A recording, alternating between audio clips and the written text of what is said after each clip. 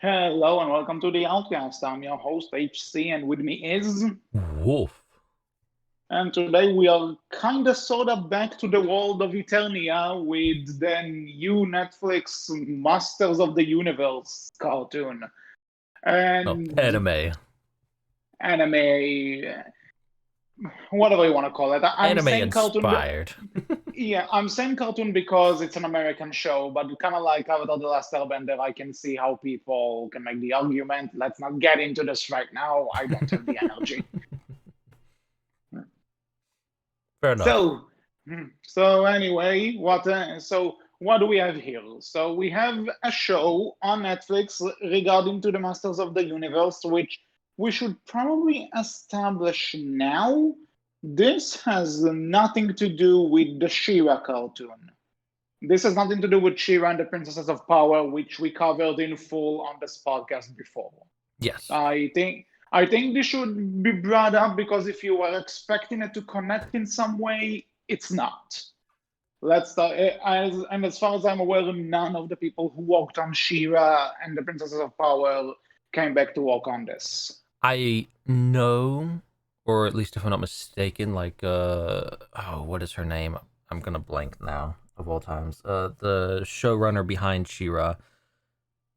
N- it's in something that I cannot. Noel Stevenson? Yes, that is it. It was on the tip of my tongue and I could not remember it. I apologize for forgetting your name. You made a wonderfully lovely show if you're watching our podcast. Thank you. But yeah, Yeah. I know if I'm not mistaken, like she wanted to have or do something with this show. Like she wanted to have, a thing with She-Ra with this show potentially. Or I heard that she was planning like a special with He-Man, not necessarily a full show or a ah, season, but she was interested in like I know she wanted doing to some like sort do of thing. something with He-Man herself as well potentially. Hmm. But no, but she's not involved with this in any way. Yeah, is she, as far as I'm aware, not direct. Like maybe later on, if they decided to actually connect the two, then I I I doubt it because I'm not sure how the copyrights work, but I think the copyrights are a bit you know, up and down and Well, I stuff. know. So we'll see. I think this isn't a DreamWorks thing, right? Like DreamWorks No, it's has not a no DreamWorks thing. connection to He-Man. Yeah, DreamWorks, but however, had a lot of connection to She-Ra because I think DreamWorks like owns or has the rights to She-Ra, something like yeah. that. So the thing, yeah, but the thing is, This if is they have the rights Mattel. to She-Ra, if they have the rights to She-Ra, then wouldn't they have the rights for He-Man too? Because She-Ra is No, technically a spin-off. no. Like both of them count under the Masters of the Universe See, this is where we get name. into the So conversation of copyright is extremely confusing and nobody likes it, but yet we deal with it anyways. you know that people, lawyers are apparently actually like playing a game between each other about who the hell has the rights to King Kong. That's I'm how sure they do. complicated this Yeah. this is how complicated this shit is sometimes, but Listen, we all agree okay. copyright sucks. It really we should change it. End of. But yeah, Make speaking to everything public He-Man. domain. Yeah, Hey, so I agree. you know Let's make what? everything Let's. public domain. Let's go. Mhm.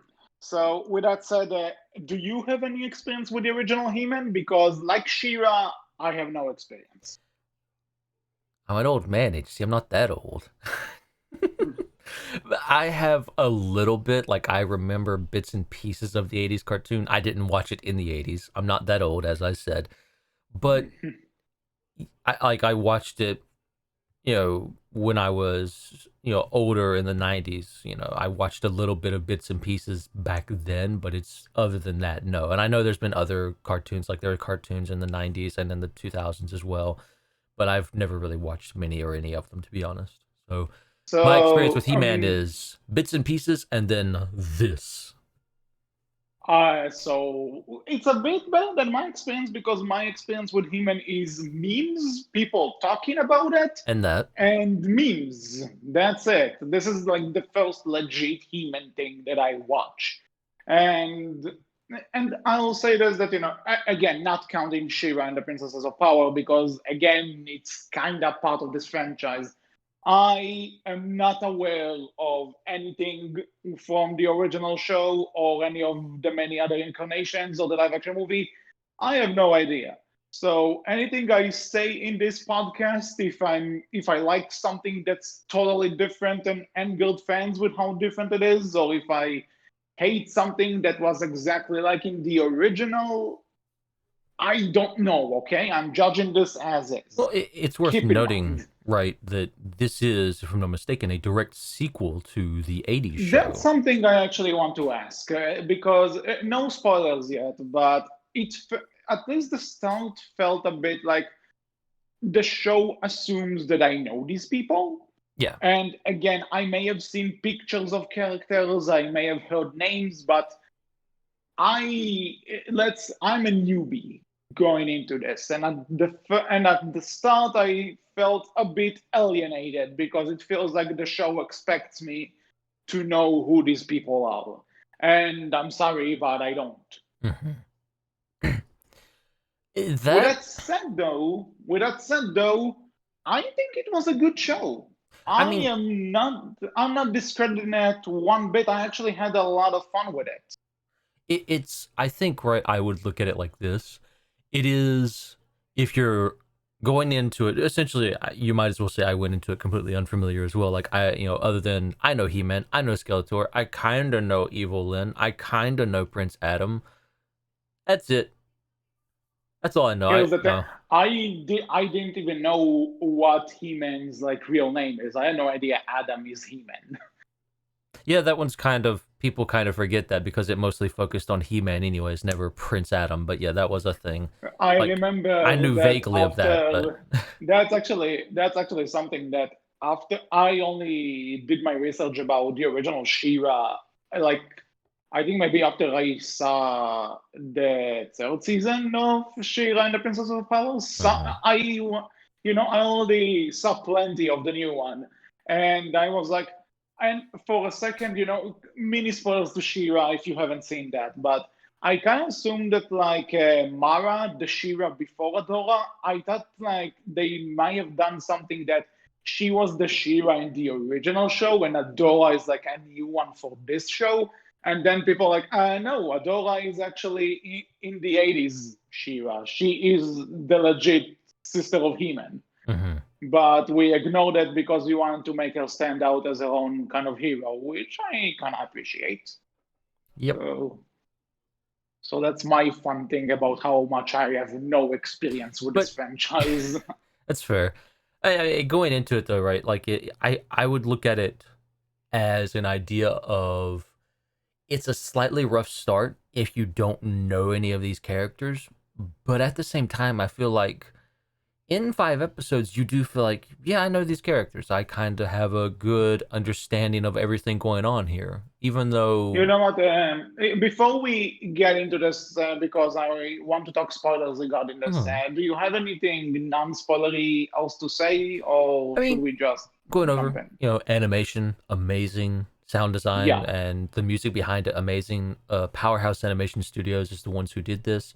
They did the. voice acting is a bit on and off, Yeah, I but wanted to ask you about that. Mark Hamill as yeah, Skeletor. What did you think? yeah, that's Mark Hamill. Yeah, I mean, yeah, it's Mark Hamill, but I've heard the other Skeletor voices, and I do recommend looking them up, especially the '80s one. It is very unique. He-Man.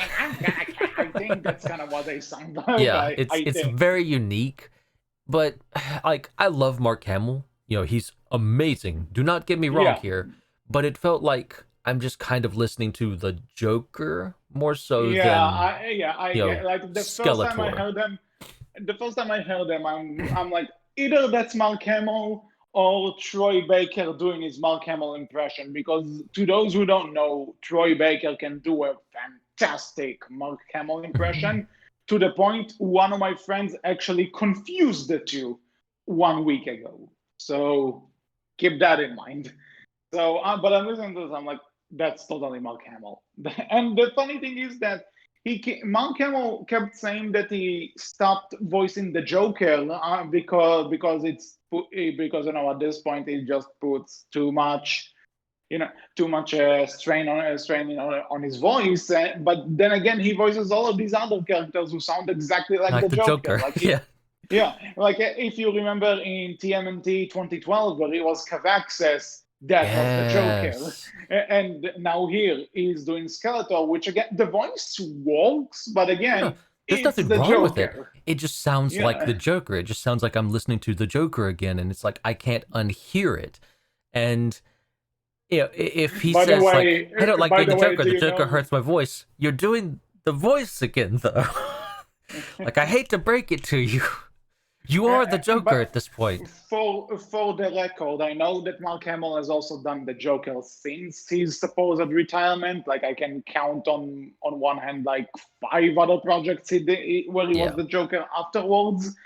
But and for the record, there's nothing wrong with that. I No, love no, Mark Hamill. I love his he's Joker great. voice. In my opinion, he's the best Joker. Hmm. I'm just not sure it fit in this particular. But like the voice itself works for Skeletor, I feel. Yeah, But there's it's nothing also, wrong with it. It but just it's also, but again, like I'm just at some point, and kind of like when he's in Avatar: The Last Airbender, he's doing a different voice for the Fire Lord, but at some point when he's doing the battlegrounds and then the epic evil speeches, it just turns into the Joker again. Batman now, but yeah. So there's that.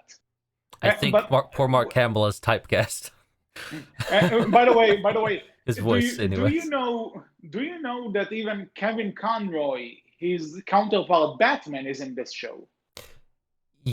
Kind of. I didn't quite catch who he was, but I'm I'll thinking point he's it in out it. when we get to him because he's doing the Batman voice, but he's also doing an accent on it. So it's like, Oh, I know who he is now. I just read it in the wiki, and I'm like, yeah, I can hear it. yeah. And I like it's like, oh, cool, Kevin Conroy, and then it's like, oh, he's for one episode. Okay. But yeah, Oh. I wanted to say right. Powerhouse Animation Studios. They are people. They've not done a lot, but they are the people behind Blood of Zeus, which I've heard good things about. Seis Like Manos, if which I've heard good things about. if this show is like an indication to anything, then a bright future ahead of them because I really like the art style for Well, this. Like, uh, at least because I'm not. It's obviously not them, but like the animation style really reminded me of like Korra, the Legend of Korra, and the Castlevania cartoon a bit. I was getting ready And to bring that up. They're the ones behind Castlevania. oh, cool, Yeah, really the cool. recent Okay. Castlevania Netflix release that I think finished this year, they're behind that. They're the ones who did that. Okay. Like you can I've see that only style seen all over this. Yeah, like I've only seen one season of that, but like from what I saw, like damn, like I like this studio has my seal of approval. I'm really looking forward to seeing what else they'll do Hmm. because this looks great. And actually, if we are talking about production and stuff, I want to point out something. It's not really a spoiler, but the executive producer for this show is Kevin Smith. Hmm. And to the people who don't know, Kevin Smith don't want to say that he's overly appreciated, though what he's done is phenomenal. He has his bangers, no doubt. Hmm. But like, but among all the comedies and cheese horror, let's call it that he's done. A lot of people know him for being a geek. Like he's really into the geek media. He even wrote some comics. I know I one of my favorite videos of his is that he when the first trailer for Spider-Man Far From Home, not No Way Home, not the new one, the other MCU Spider-Man, the second one. Um, when that was released, he pointed out that he wrote for Mysterio in the comics at some point, and when he saw Jake Gyllenhaal as Mysterio, he legit loses his mind in that video. Go look that one up, like Kevin Smith Far From Home trailer. You won't be disappointed. So I was actually really. I'm not sure what his experience with He-Man is. I know that he's more into the comic book stuff, I think. but Well, I mean, He-Man has comic books. He might have done something with those, but I know he's talked no, a little I'm bit not about saying like I'm not. I'm being not a big necessarily fan. sure if he worked on it. I'm not saying that he necessarily worked on any of the Hmm. other Yeah, stuff, yeah. but in terms of like being a fan, because even though I'm not a fan of He-Man due to lack of knowledge, I never Hmm. had the chance to get into it. I could still tell. Obviously, it's not just him, but I could tell that there is some sort of love to these characters Mm-hmm. in this show. Like there are a lot of moments which again I'm not sure if the original show was like this, if any of the comics are like this, if any of the other adaptations are like this, but you can tell that there's sort of understanding of these characters, why they were special to so many people back then, why people who like them now, how to update them, what to do with them. You can tell that there's a guy who really cared and really put his heart and soul into this show. And to me, like bonus points just for that. I mean, So it's worth noting, right? Like She-Ra and He-Man and a lot of other shows from the 80s, like G.I. Joe, stuff like that, were kind of just made to sell toys to kids. But yeah, it is fascinating, right, that we've had She-Ra and He-Man and a few others in the and past kind of I'll brought even back, say I know you don't modernized, like and a lot of I know you care don't put like that into them. show. Yeah, I know you don't like that show as much as I do, but TMNT 2012 also Mm-hmm. had Sierra Nielli, who was a fan of the original 80s cartoon, Yeah. which was made to sell toys. And then he just said, you know what? I want to show the people today and the kids today just how much this meant to me. And say what you want, he put his heart and soul Yeah. into that show. Yeah, yeah. I So mean, I will not deny that at all. Like, I may not be as huge a fan of it, but you can still see the love that's put in there, and I think it's interesting to see, these people come back and say, "Hey, I have the ability to do this now. Let's put, sure that love may not have entirely been there in the past, but I'm going to put that in there and make it something that's really good for modern times." Right? It's yeah. fascinating to see that these shows that Mhm. probably didn't have that much going for them in the past now have a lot more going for them now, all because someone really, really cared and was given the chance to do something with that. Because this is something I always say that no matter what piece of entertainment is out there, you can never know who this is gonna affect at Hmm. some point. You have no idea who this is going to reach. You have no idea who's gonna watch it, who's gonna like it, who's gonna hate it.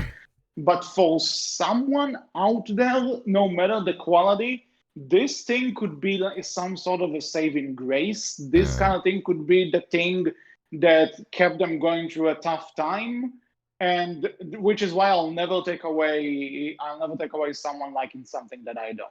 I can never no, know. absolutely. So to see these people now kind of give this kind of property the same treatment and making others love it, I just love this trend. And I will, even if I Agreed. say that I don't like some things about the show, this would always go as fully appreciated on my end. And all the best to these people. Like, really, kudos. Really. Agreed. No other way. Absolutely agreed. With that said, why in the hell is this only 5 episodes? Yeah. Speaking of that, I guess before we ultimately jump into spoilers, I want to ask you, what do you think of this trend? Because now, this will come up after our coverage of Resident Evil. Yeah. I'm curious. I can't really say for Witcher, that was a movie, so that's fair. But I'm curious. What do you think of shows? And this isn't the only show that's done this. We've had a few other shows. I think Owl House did like a thing of, hey, we're releasing 10 episodes, part one, and then we're doing a part two later. Well, there's a difference, you see, because with Owl House, they're just basically doing what a lot of shows that air on TV do, which is you have a first batch of episodes that air as like, the first half a season, and then the second half comes after a short hiatus. A lot of shows do that, both Which is animated and fair. live action. But So, and by the way, yes, we will do Owl House because holy shit, season two is amazing. But we'll I have get to not watched that. any of it. But I mean, that might be what they're doing here because they do call this part one. So Yeah, assumption would but be they're here's going to the, do that but later but too. you But see, yeah, but you see, with Netflix is different because they're releasing all the episodes at the same time. uh-huh. And I noticed also that what happens because I saw this done with another show. I'm not sure what it was. That they basically said we are gonna split season three into two. Well, Like She-Ra did that. Shira also did that, but that, yeah. So you know what, Shira is probably a better example, even though because the other show did something else. I'll get into it, but like what Shira did is that they basically took season two and basically split it up into seasons 2 and 3. Now, instead of one season of 13 episodes, season 2 had 6 and season 3 had 7. And if you recall, we reviewed both seasons in the same episode because there was no point in separating them. Yeah. To Masters of the Universe's credit, the split feels a bit more season finale than how She-Ra did it, but I assume that's because they knew.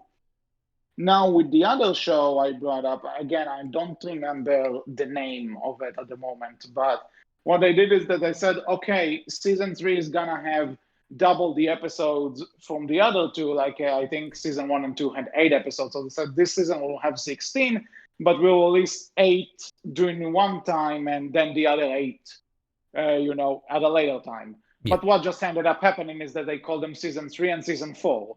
So if this is what Masters of the Universe is gonna do, so just call it. And sometimes seasons are literally called parts on Netflix. So Yeah. my assumption is that the next part will just be season 2, and it will be its own batch of episodes.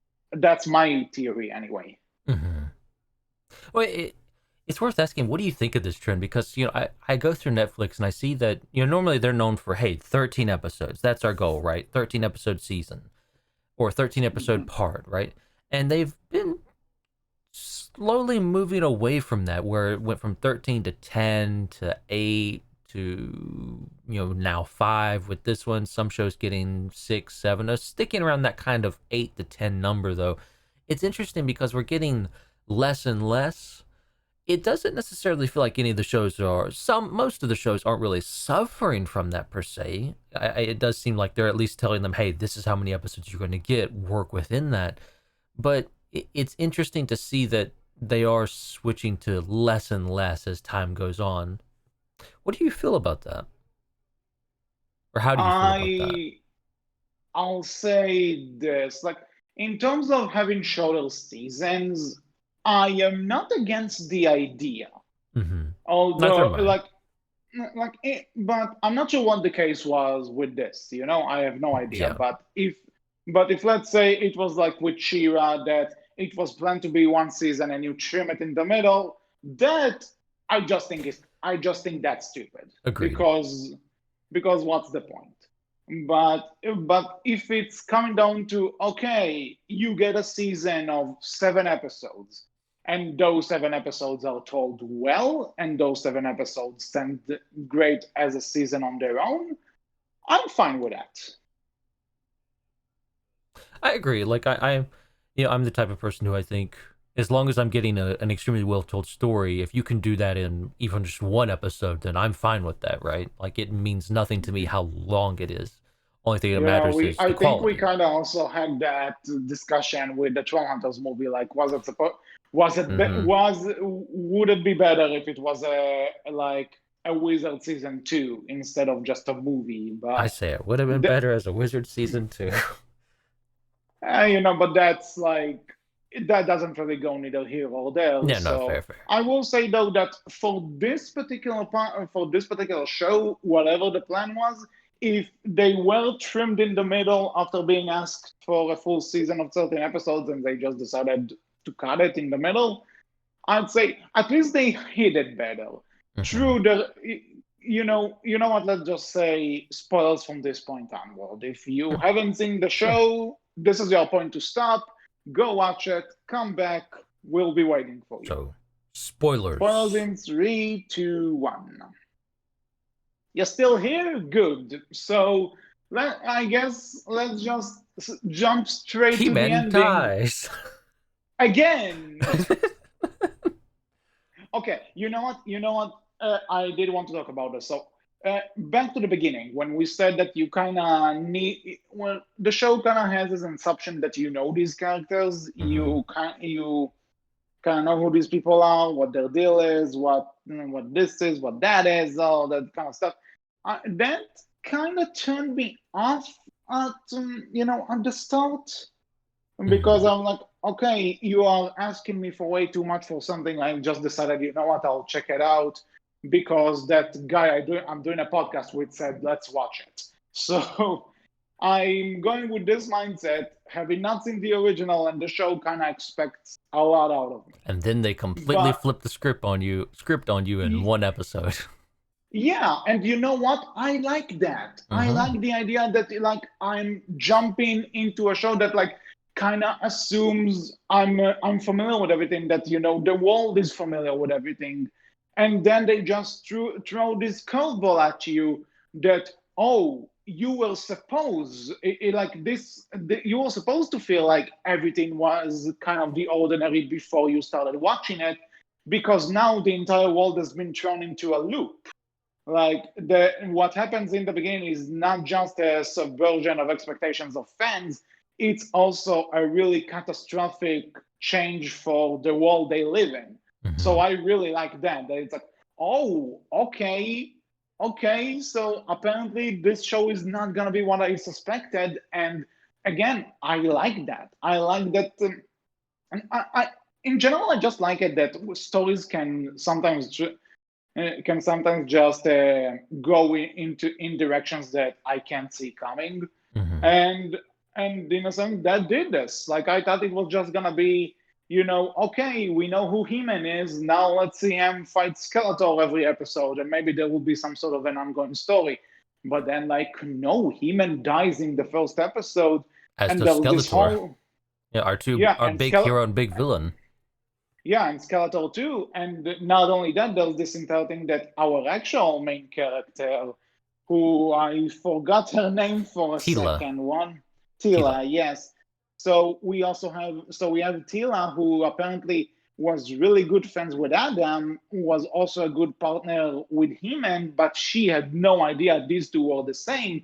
And also the king, Adam's father, didn't know, but the queen did know. And it just kind of throws you into a loop of who can you really trust here, that some people know the secrets and the ins and outs, and some people just don't. It put me in this mindset of, okay, I want to see what's going on. I care about this now. I want to see where this story is going. So And it's worth right out the gate, major props for giving me such a turnout. and it's Like, also, good job, show. worth noting, like, that mistrust is what carries Tila forward for the next 4 episodes in terms of figuring out, how she feels about the reveal. Because again, she only found out that Prince Adam was He-Man when he died. Like, that's Yeah, the only time she ever figured it out.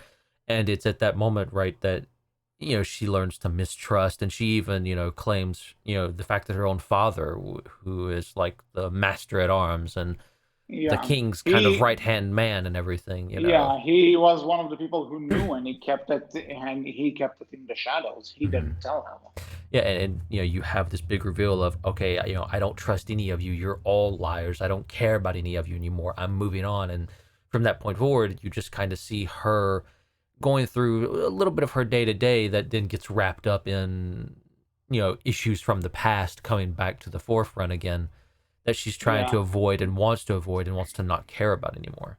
I also want to say that, Tila, considering I've seen another animated character this year whose whole thing is that she has trust issues, and that was done really poorly in that movie. If I may take my job at Disney, Ryan the Last Dragon is an awful movie, and fuck it. I've yet to see Completely that. for don't like Good take to know. take my word for it. This is not how trust issues work. This is not how a lot of things work. Don't see it. No. Outcast covers Ryan the Last Dragon. No, it'll be 2 seconds. The movie sucks. There you go. End of story. But Well, no, it'll be uh, 4 seconds because I'll disagree with you for the sake of disagreeing. I'll bring Jaya in to kill you because anyway, moving on though. Mhm. But I like this kind of representation of trust issues because she literally feels betrayed by her best friend. And it's not necessarily that he turned to the dark side. It's not that he did something awful to her or betrayed her. It's just that he kept a secret away from Well, her. it's And not also and not only that, he's also dead, Mm. so she can't confront him about it. And they even bring this He up later in this very same yeah. season, which was Mhm. interesting that they took the time to bring that trust issue up. Like it's given that time to have its moment, right? Like you were dead. I couldn't even talk to you about it. I couldn't confront you about it. I didn't know whether to be angry or upset at your death. And it's Yeah. even also, I love the fact that they take into account that from her perspective, why did he die? What did he die for? What is the point in this never-ending war with Snake Mountain and Skeletor and all of his minions? What is the point in protecting magic when it's literally done nothing for us that's even remotely helpful, other than get this person killed, right? Yeah, but at the same time, even though they bring up that this chick has trust issues, she does trust other people. Like we see that after some time went on, she meets Andrea, her partner, Mm-hmm. and like you can tell that she trusts her, and she also puts trust in former enemies when she realizes she doesn't really have a choice, and she actually needs to get something done for the world, for her friend who. If he lied to her or not, that's a different story. But at the same time, she knows he trusted her with something, and she's got to go do it. So she's not just like, oh, a friend of mine lied to me, so I shall not trust anyone ever again, even though I'm totally going to by the end of this. No, it's believable. That's what I'm saying. It's believable. It's Mm-hmm. not. It's not the one character trait that we need to suffer throughout the entire No, thing. no, you can Ahem, see take notes, Disney. Ahem. Disney. We're not behind. You're just moving too fast.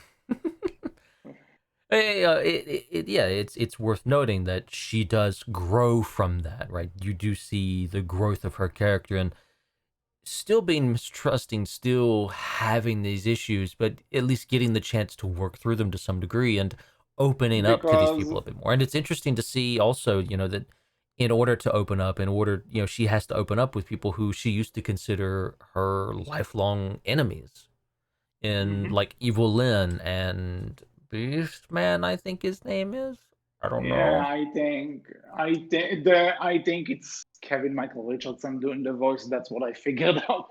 It's either him or Fred Tatasciore. They always have those deep growly voices. So one of Mhm. the two.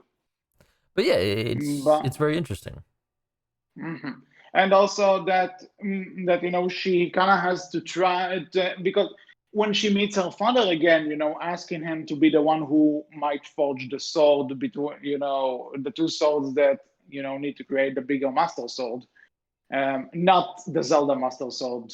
I forgot. Do they actually call it the master sword in this? I I forgot. think they do, yes. Okay, so but they need to get to the plot is that Tila needs to get two swords, and when combined, they'll recreate the Master Sword that He-Man used. And so they come across Tila's father again after who knows how long. I think No, they established it might have been a few not months. Master Sword, Sword of Power. Sword of Power. So That's He-Man it. fans are going to That's be it. really angry for like the next 5 minutes as they're furiously typing and they realize, oh, they got it.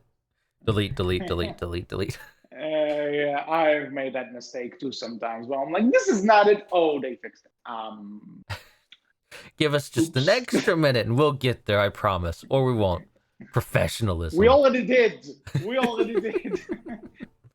uh, Gotta go back in time. Mm, Hey, this is technically an 80s show. We can reference the 80s, goddammit. it's fair But enough. Fair enough. back to the show though. So where they need to reforge the sword of power, like Tila comes to her father for this, and she tells him, "I'm still mad at you, but I know you're the only one who can. You're probably the only one who can do this." And even so, he initially agrees to he not agree. He actually He disagrees. disagrees. Yeah. Yeah, he chooses to stay behind and live the life that he has right now because the king did banish him for keeping that secret. And also, on top of that, right? He found, he kind of made his own found family after that point. And Yeah. with a former ally in Orko, and he had Roboto, who is, I By the think, way, someone from the old stuff. It's just he's not given a ton of character here, but it's someone that yeah, it's a robot that I'll say Master at Arms this. made. I'll say this: the robot I didn't really care for. He's not bad. He's just he's there. But Olko, I was surprised because at the beginning Yeah, especially I was just I was just like, episode 4. yeah, don't people really hate this guy? Like, isn't he like the we need 80s cartoons, we need tiny comic relief funny character that is more annoying than funny. So that's what I thought initially, but then as the show goes on, I'm like, holy shit! Like, I actually like this guy. I mean, Like, it's interesting, right? They set him up as episode 3. You get this like, oh, he's episode 1 and 3. Episode 1 and 3, you kind of get this. Oh, he's kind of inept. He's kind of the comedy relief. Okay, episode 3, you get this almost very poignant moment of hey, he's suffering from you get a little bit of, hey, he's being a bit of a goofball, he's being the comedy relief a little bit, but he's older, he's weaker because there's no magic left. But then you get this little bit later in episode 3, this literally poignant moment between him and Andra of saying like, hey, yeah, write stuff down, keep a journal, because you'll realize that all you'll have of your adventures in your past is just memories, and once you start to lose that was those, such a it's like, holy yeah. shit, He Man, hold up a minute. I didn't ask for this.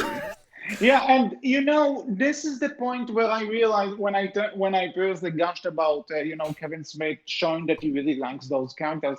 This was the Mm, point where it really hit home for me because you took a character that's basically known for being the annoying comic relief, and not only did you give him such a good like a legit good dramatic moment and actually really mm. smart moment, but when you really think about when he says the stuff like keep a journal and write everything down because the people who were there you'll always remember, but like not necessarily the The adventure, but events, the like small this. things, the things you Yeah, want you'll to remember this. remember.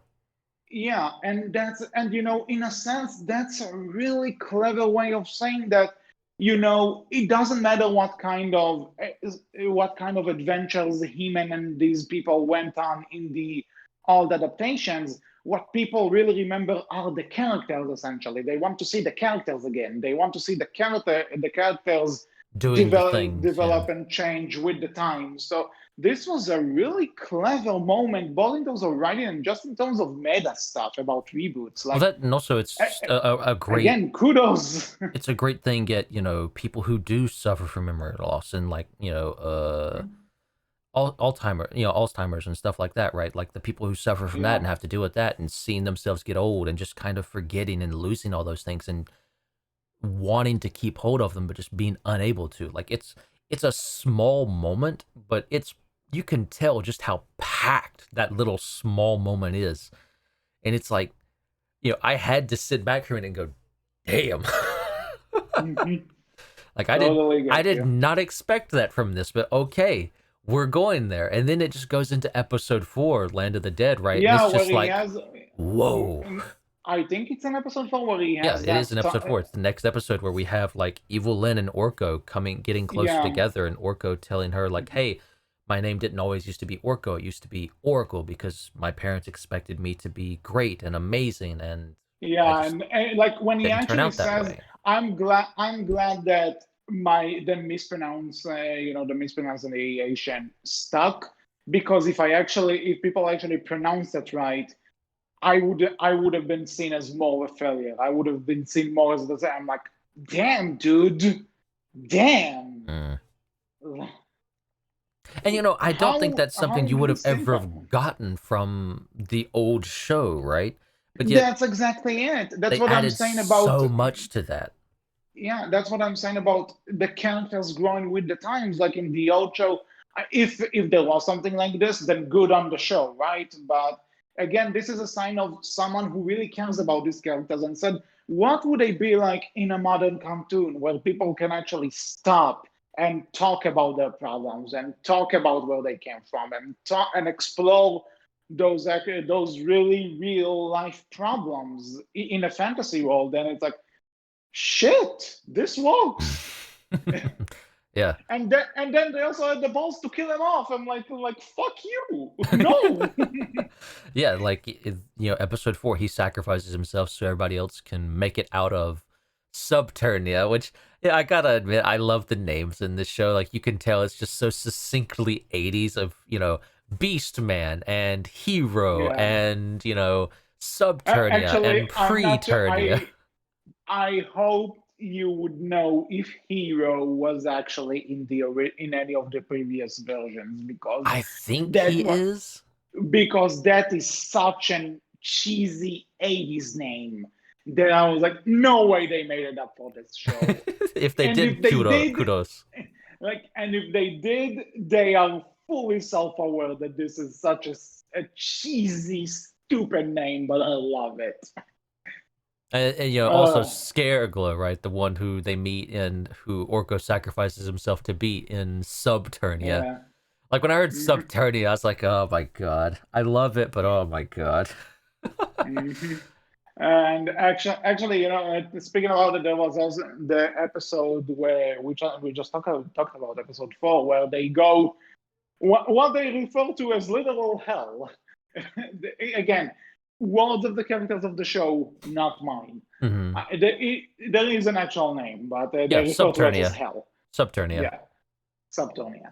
It's so So it's so dumb, but I love it. yeah, so they go there, and suddenly there's this demon guy who tells Tella, like, hey, I'll give you the half of the sword if you give me your biggest fear. And she's like, okay, yeah, sure, whatever, I know how this works. But then turns out that her fears are like actual legit fear. Like, the first thing he turns into in this challenge is an evil version of him and himself, and then it transforms into hell's self, which, again, when it comes to doing trust issues, and when it comes to doing people who has doubted, who don't, who were hurt and lied to by people, this what this kind of thing would be. This was so clever, and not just in order to have the character versus an evil version of the character. There was a legit plot reason for it. Again, they talk about this stuff. Like, Well, seriously, I'm surprised. The more we talk about it, I'm realizing that I like this show it's more and also more. What the hell? What happened? How did they do this? How it's did it make me also care? interesting because episode 4 is where they start to set up that they have Tila facing an evil a version of herself, because one of her fears is that she might be more than normal, that she tries so desperately and so hard to just fit in, to be normal, to just be a normal person, but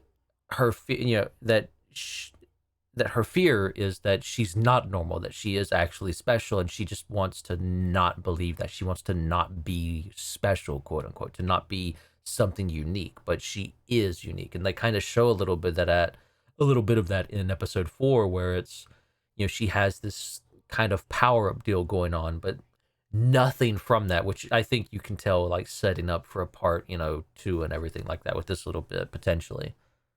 Hmm. Like, and trying to learn more about Tila and what's going on there.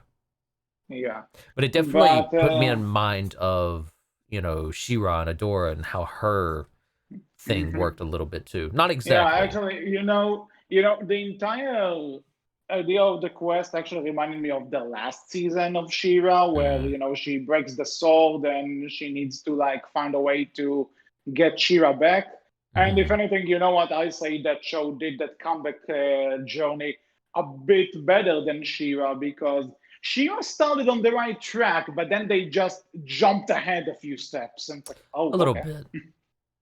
It still got the overall message across, I felt, and it Yeah, did fairly well. that's true. But I do agree, it did feel like it skipped a few steps here or there. Because, like, if I recall correctly, there's like this one episode where, like, we get a hint, we get that, okay, she's starting to get the sun. Next episode, oh, she was back. Yeah, yeah, it was a very quick, sudden turnaround. So I get how I'm a that can seem and Sonic feel. fan, and even I will tell you this was way too fast, but that's another story.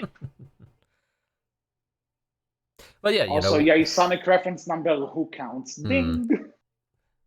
And this, Take a I'm to shot. blame on this. I'm to blame on this one. I can't even say, oh, it's Wolf who did it. No, this was me. Take a shot every time we reference Sonic on the Outcast. Yeah.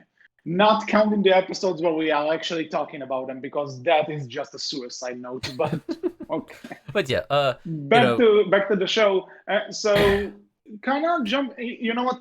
Before we jump into the final, we mhm. didn't really do this episode by episode, but like before we jump into the final episode, can we talk about Merman and Kevin Conroy's voice? Yeah. Because that Yeah, that the second you pointed out, I hear it now, and I can't unhear it, and that's just me thinking like about it. But yeah, because at first I'm like, yeah, I can hear the Batman in there, but it's also like it's like if Batman was Scottish, I think.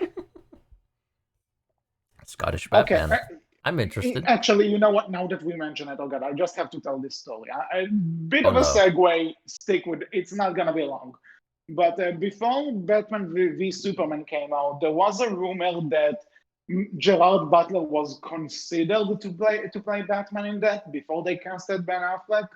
And I told this to one of my friends, and I'm telling like, hey, Gerard Butler might be the next Batman, and it's like, who's Gerard Butler? I know that I don't think I know. I connect. I told him he's Scottish, and then my friend was like, "Yeah, Scottish Batman, let's go! I want that. Let's do that." That'd So be yeah, he great. got it. It'd Yeah, be so great. yeah, we kind of did got it, just not. It was just a mailman. So okay. By It the way, speaking of names, I like. Okay, we have a merman character. What would you call him? Merman? Genius. Let's do this. I mean, I love, Evil Lynn Evelyn. Like, God, it's so corny, but it's Evil. great. Oh God, I just got that. That's amazing. Mm. Evil Lynn. Oh my God. It's if the creator of Hamilton turned bad, we will call him Evil Lynn because his real name is Lynn. Thank you and good night. So back to the final episode. But yeah, Um, after Orko's death and sacrifice, we move on to more death and sacrifice in episode yeah. 5. Okay. Before we get to the death and sacrifice, let's like I am not sure. I wasn't sure exactly what to think about Adam suddenly shows up and it's like, "Hey guys, well, I've been here for a while. Like, welcome back. How did you die?" Like, I wasn't sure how to feel about it, and I also wasn't sure how to feel about him suddenly having the other sword. And it's like, oh, oh, Well, that was fast. it's interesting, right? Because we're doing this kind of Viking Valhalla style thing of it's Yeah. pre-Eternia. You go here thanks to your service of being He-Man and protecting Eternia for so long. You've done all of this, so now this is your reward to bask here in eternal glory and paradise, yada yada yada. You get the drill. You, you He-Men are dead. Welcome to the good place. Mm. And To whoever got that joke, you're awesome. and it's interesting because now we get to have that moment between Tila and Adam and how they need to try and reconcile a little bit. But Yeah, it's and even I more actually interesting. liked, Oh, go and ahead. I liked their I like their conversation about it. That she Mm. also told them, you did keep this secret and had it, so you know what?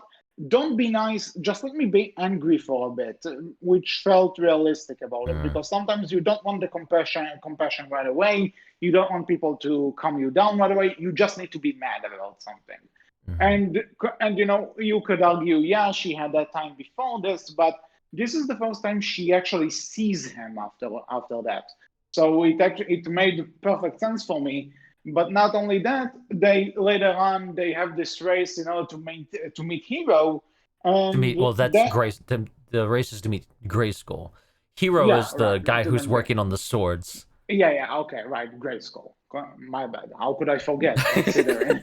but but yeah, but they have this race to meet Grayskull, and they use those like hover shields kind of thing that they imply that they used them before. Like this is something that they used to do a lot together.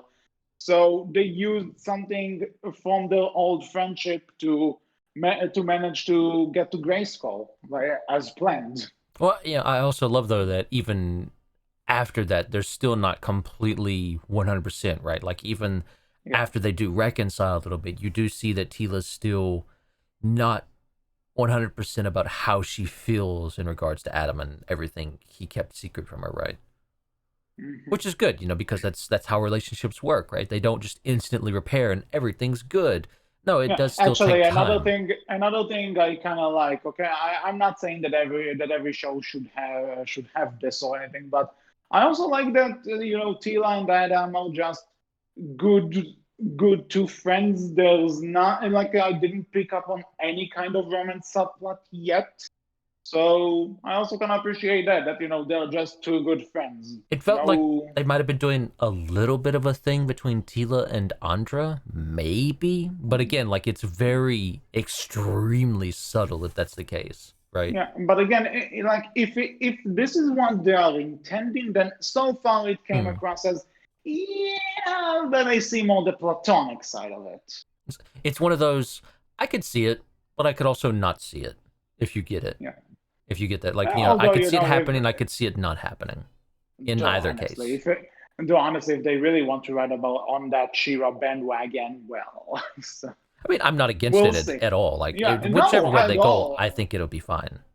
Yeah, I'm just saying that for the first season, I'm just glad that there's no real sign that are like, yeah, these two are gonna completely fall in love with each other. It's like, Mm. you know what? I kind of miss also that characters are just allowed to be friends, Thank you. not Yes, me too. Yeah, the shipping not just world. yeah. Which again, no problem with ships. I have my own ships. Thank you very much. But also, Sink them all. yeah, but it's also I just like it when two characters can be friends. Is it really so hard? I will drain the sea so no more ships can sail. And if you Okay, this is motherfuckers going a start bit too. flying them, I will destroy the air somehow. I And, am the and evil what villain. and if you take all the sea with you, then you're also gonna kill Scottish Batman, and that's not good. So It's a no. sacrifice I'm willing to make. Well, I'm not. But yeah. Anyway, so eventually there's this entire thing with the portal where it's like, wait, if you go there, you might not be able to come back, and it's like, okay, fine, whatever. And then they actually go through the portal. There's a bit of a fight, Well, and then it's they. worth mentioning, right? Like, I find it super interesting that, you kind of glossed over it there, but Adam can go back. Like, he can return to life, quote Oh, we can. unquote. Oh, right, yeah. I just had to do something on my phone when this was happening, right? That's So, fair. That's yeah, fair. he But does. yeah, like, it's They do bring this up. You're yeah, right. like it's super interesting that they tell Adam, if you leave, there is no coming back. At that point, you are dead for good. You can leave here now. That is your choice, but you can never come back to Preternia. There is no other alternative for you at that point. You are just dead, right? I found that super interesting, and we kind of glossed over it a little And bit. We do womp have womp Robato's womp. sacrifice. Before we get to that, we do have Robato's sacrifice as well, which I do get you, right? I think that one's going to be a little bit more important to people who are more familiar with the character, potentially. They Yeah. do try and do this thing of, hey, my creator did such a good job because I feel afraid of death. I don't want to die. They do kind of all of that Yeah. stuff. Of the robot Mhm. has feelings. He's more human now. But For some reason, you know what it reminded me of? It reminded me a bit of that robot thing from Invincible. mm, Who he reminded me of him, and I don't know, maybe I just confused the two, but didn't really care, honestly. again, I think it's going to be more important to people who are more familiar with that character. For people who are only familiar with these 5 episodes and that character in regards to this, probably not going to Mhm. hit them as hard as, say, Orko's stuff did, right? Or Yeah, Oracle, yeah. Orko. And like Olcos actually helped me. This one, Yeah. I live. It's sad, but, it's not as sad. It's like in Harry Potter and the Deadly Hallows when they killed Hedwig. It's like, yeah, I guess it's painful, but it's like, did it really matter in the long run? Is this really well? I don't know. Oof, poor Hedwig. Like you cared. Like anyone really I cared don't. about the damn owl. I mean, where in the book which is supposed to end everything, it's like, oh, who's gonna die? Who's gonna live? Like, yeah, Hedwig was the one I was worried about. Send all your angry letters to @HC. For the record, HC likes Hedwig and he likes owls. It's just in terms of characters in a saga that might meet their demise. This is not really the one he considers the most dramatic. We don't do nuance here on the internet. You said you disliked Hedwig, don't care about Hedwig, therefore you hate owls. That's just how it works here on the internet, HC. Well, I also like the Owl House. Hell, I love the Owl House. So, That's a house, not an yeah. owl. Come on, get with it, times, HC. Hey. Hootie is amazing. And you can tell me he's a house as much as you want. He's also an owl. Hootie rules. That's all I'll say on the matter. Moving on to the ending of Masters of the Universe. Hootie is awful. There, I said it. Okay, hold on. I'm getting the shotgun. I'm getting a flight ticket. But yeah, to this, as you said, womp womp womp, Adam dies again. Or he's at least stabbed. That was, as much as I praised this show up until this point, this was the point I can. Maybe the next part or the next season or whatever they want to call it are going to change my mind on this. But as is, this was like the part where I'm like, no, this is just stupid. There were other ways around it, at least.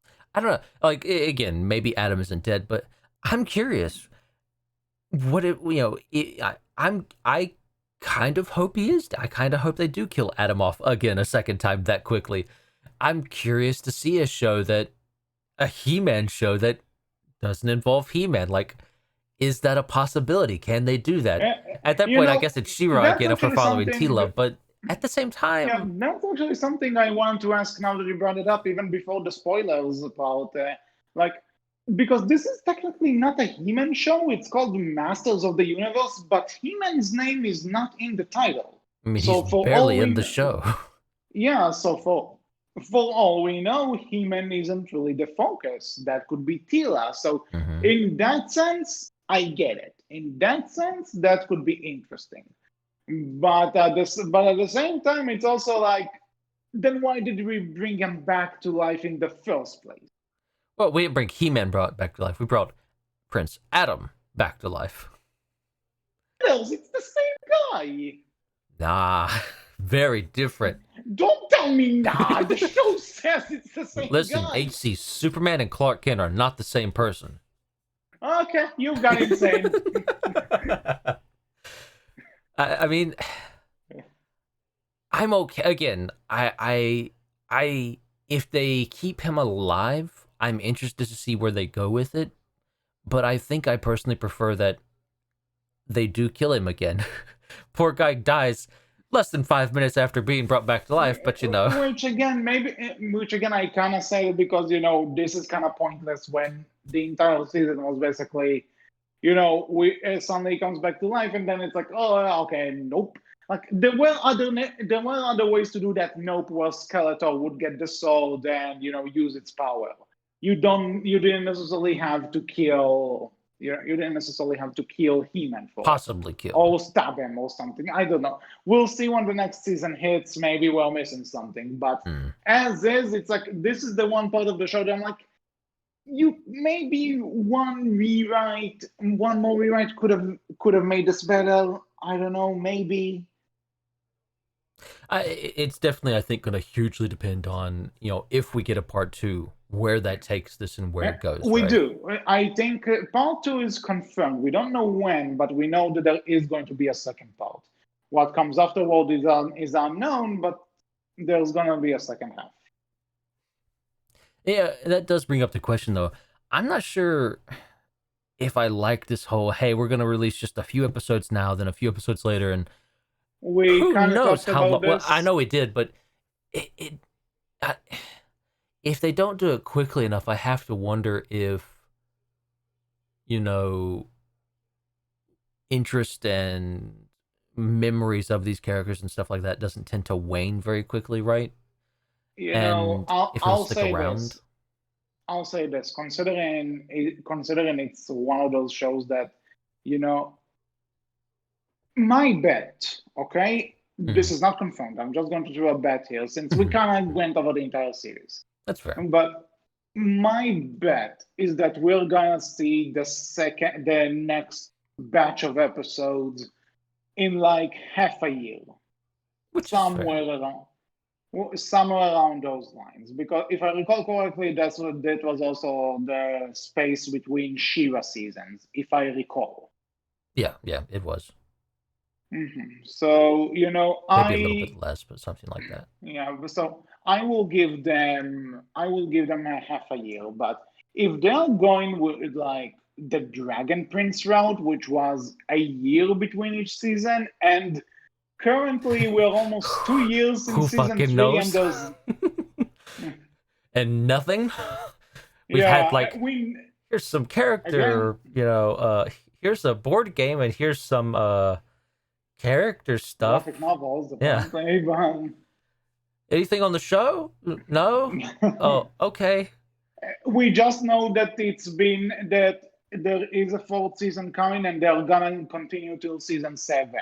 You know, When is season four coming out? Fuck if we know. I don't want to sit here But and sound entitled and like, hey, I demand it. And I do get like no, stuff no, takes a long time to make sometimes, and with the pandemic, everything's kind of just thrown that completely into yeah, definitely, nonsense. definitely. But it, Mhm. it it does.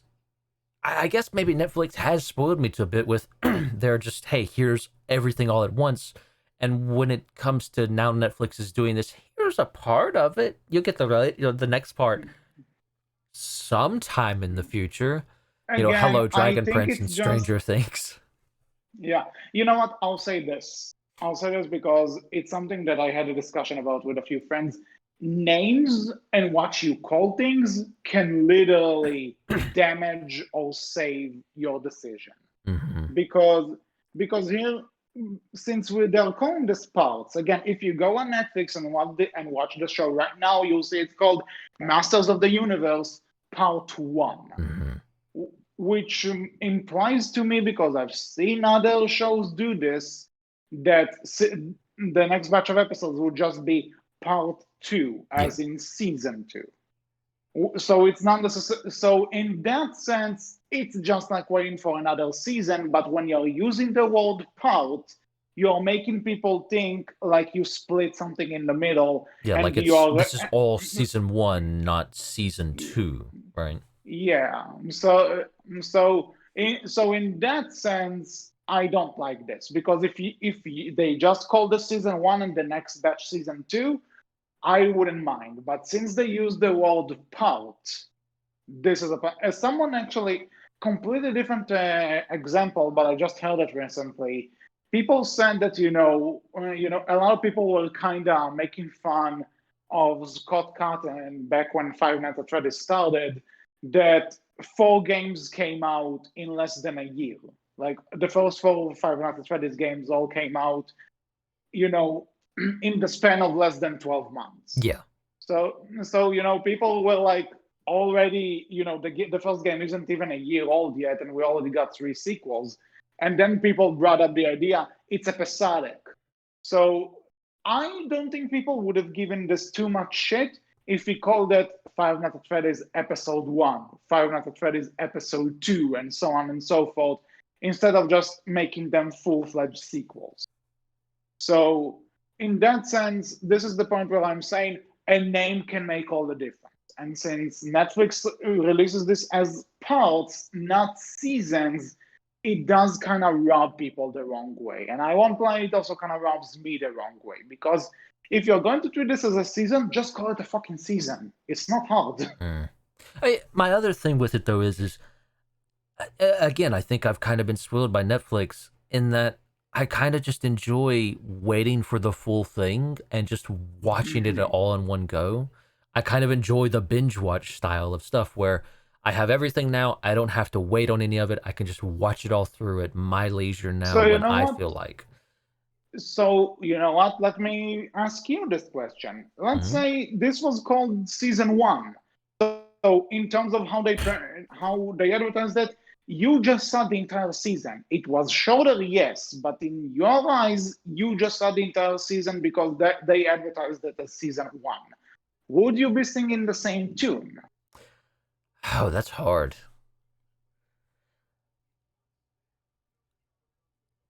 I think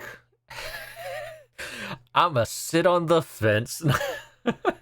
Uh, of course. I mean, I think no. If they had called it season, if I never saw the word part, right, and I had only seen like, oh, it's 5 episodes. I watched them all. All right, yeah, I probably would have said, you know what, that was a good season. I'm okay with Mhm. waiting. But I think there's a part of me that would have said, I don't know. I feel like I'm missing some stuff here, and I feel like I could have had more of a season one, and I didn't get that. And I'm kind of wondering, why didn't you give it to me? Why do I have to wait for a long amount of time now for a certain amount of time, whether it's short or long? Why do I have to wait for something that normally I'm being given all in one go by this distribution company, right? Which again, saying it out loud sounds very entitled to, I deserve 10 episodes, Netflix. No, it's not. Hmm. It's not. It's I not coming to don't that mean it part. that way, but it does sound that way, right? And there's definitely going to be people who like Netflix doesn't have to give a show 10 episodes all the time or 8 episodes or what have Yeah. you. With that said, though, there is another thing I want to point out. No matter if you call this season one or part one or whatever, from where I'm standing, if those episodes are technically finished or are like really close to being finished, and all Netflix has to do is just post them, and they still split it up, this is the point where I'm going, no, just Mm. put them out there. Because But if the work is done already, just put it out. it's worth pointing out that we don't know that. That's just a Yeah. No, I'm not, a again, I'm hypothetical. not saying this is what actually Hmm. happened. Yeah, What yeah, I'm yeah. saying though, because I'm saying, like, again, this is a movie not related, but Sony is like going back and forward about when they're actually releasing Venom, Let There Be Carnage, and like they're going, we might push it back, push it to September. No, we'll keep it in October, but earlier and stuff. And it's like, if the movie is basically ready to the point you can just flip flop release dates, just release it. Mm. Obviously, Agreed. there's more. Obviously, there's more to go, and there's also a lot of there's a lot of thought and planning regarding when to release those things. I'm fully aware of that, but it's also, if the thing is literally just sitting in the drawer waiting to be uploaded, what's the catch? Mm. Agreed. But with that said, I think we basically covered everything we have to say. Yeah, like I this again, right? Like I might complain a little bit about the length, and again, like the show's not super perfect, right? But at the end of the day, they managed to do a lot with 5 episodes, and it's worth pointing out these episodes. Only one of the episodes gets close to 30 minutes, and that's episode 5. The rest are around the 22 to 24-minute mark, right? Yeah, which is the traditional length Yeah, of an but animated. they cram a lot in here, and none of it feels like it's whoa, this is too much. No, it feels like everything just fits and works extremely well. Like you can tell the people behind the show knew exactly how to manage their time to the best of their ability, right? Mhm.